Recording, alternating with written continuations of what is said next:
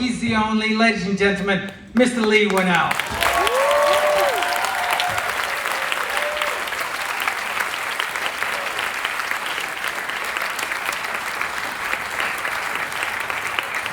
Thanks, brother.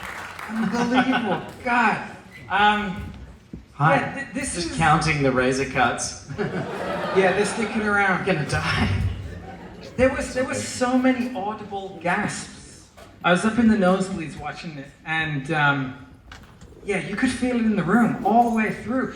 This is not a Universal Monsters we've ever seen before in any way, shape, or form. So, how did you become embroiled in this?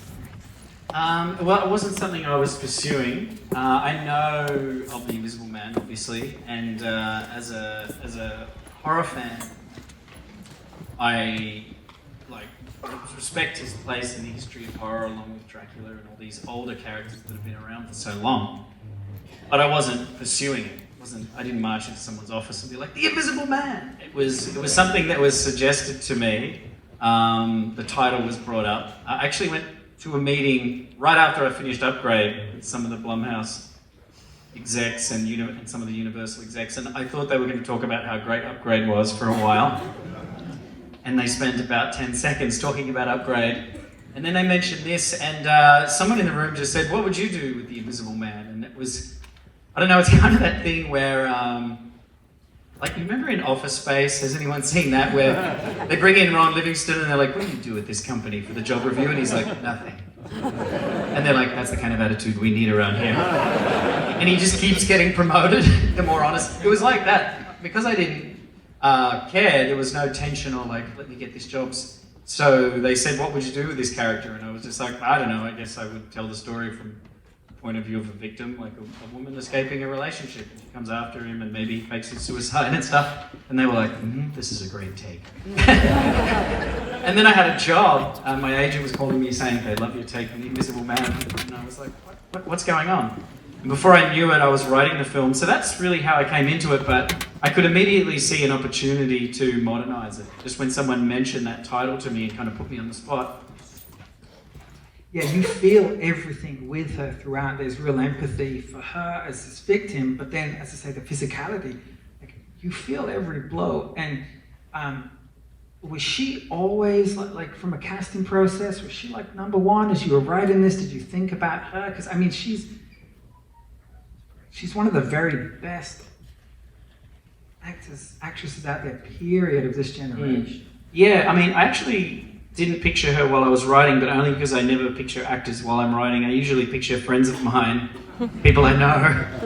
Just, it's a way when I'm writing of sort of connecting to the character, and I can predict what they would say in a given situation. And then when I'm finished writing, I have to divorce myself from these people that I know and think of actors. And so when that time came, as you said, I mean, it's a pretty short list, I think, of actors who can carry a whole movie like this. And I think in a horror movie or a thriller where someone has to really dive off the cliff of sanity, I think that it's really easy to go into histrionics and just for it to be over the top. Like, I thought Toni Collette was incredible in Hereditary, and like conveying, she was amazing.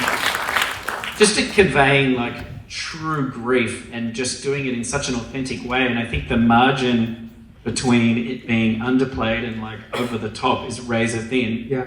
And I think Elizabeth Moss is capable of it. So someone at Universal suggested her Donna Langley, who had just done Us. Yeah. And as soon as I'm a huge fan of The Handmaid's Tale and Mad Men, and as soon as Donna suggested Elizabeth, I was thinking, I think I want to see that version of the film. I want to see the Elizabeth Moss version of this movie. And then we sent her the script, and pretty quickly had an awkward phone call where I was driving and the reception was bad and I couldn't hear her. And but I heard enough to know that she wanted to do it. So that was it. Yeah, it's amazing. It's a side we haven't seen. And then Aldous Hodge as well. He's awesome. Everything. I mean, we had a stunt performer in a green suit, kind of struggling with her. We had wires pulling her around. We had a motion control camera that was like a robot. So it's more like dance choreography because it's all based on numbers. Was that the same that you used for the upgrade, that motion? No, that was like the low budget version of motion control. Literally strapped an iPhone to the actor. And the camera just locks to the actor. But this one we used a motion control camera. And but we also used old school stuff in the same scene. We would have like props people hidden in cabinets pulling doors shut with a string. So we were using everything from like really cutting edge technology to like stuff they would have used on the original Invisible Man in 1933. You know, whatever gets the job done. That's amazing. Next question.